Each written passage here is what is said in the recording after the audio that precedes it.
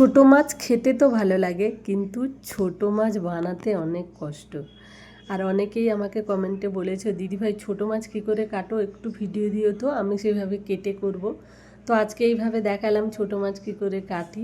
তো আজকে ছিল বৃহস্পতিবার, সকাল সকাল আমার বর বাজার থেকে মাছ নিয়ে চলে এসেছে। তো কুটো মাছগুলোকে কেটে ভালো করে ধুয়ে নিলাম। আজকের হবে ডাল আর নিম বেগুন করবো, আর কুচো মাছের চচ্চড়ি করবো। তার জন্য কুচো মাছগুলোকে ভালো করে হলুদ নুন মাখিয়ে নিলাম। আর তার মধ্যে সবজিতে কেটেছি টমেটো, কাঁচা টমেটো, পেঁয়াজ আর আলু, কাঁচা লঙ্কা, তার মধ্যে ধনেপাতা নিয়ে নিয়েছি। বাটবো যেটা সর্ষে আর পোস্ত, কাঁচা লঙ্কা আর 3 কোয়া রসুন, যেটা দেখালাম। রসুনটা দিলে না গন্ধ খুব ভালো হয়। আর এই কুচো মাছের চচ্চড়ি আমার মেয়ে, আমার বর, আমাদের সবাই খেতে খুব ভালোবাসে, আর আমি তো খুব ভালোবাসি।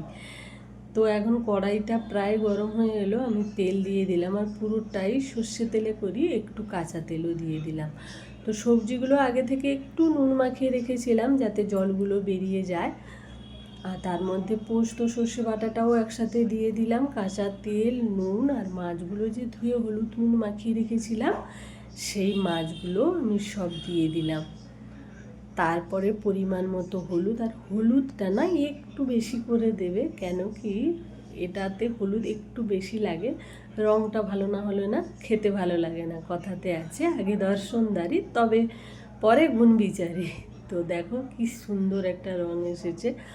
এর আগেও আমি কুচো মাছের চচ্চড়ি দিয়েছি, কিন্তু অনেকেই কমেন্টে তোমরা বলেছো তুমি পুরো ভিডিওটা কেন দাও না, আমরা তো দেখে শিখতে পারি। তো তার জন্য আমি আজকে পুরো ভিডিওটাই দিচ্ছি। কালো জিরে অল্প ফোড়ন দিলাম, আর পুরো মাখাটা আমি এর মধ্যে দিয়ে দিলাম।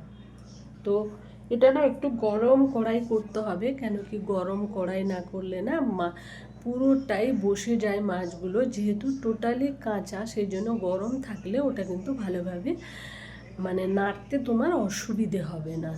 তো ভালো করে ওটাকে নেড়ে নিতে হবে যাতে সব কিছু ঠিকঠাক মিক্স হয়ে যায়। দেখতে দেখতে দেখো আমার কুচো মাছের চচ্চড়ি কিন্তু প্রায় রেডি হয়ে গেছে। তো যারা ধনেপাতা ভালোবাসো ধনেপাতা দেবে, ধনেপাতা না দিলেও চলে, যেহেতু আমি খুব ভালোবাসি ধনেপাতা।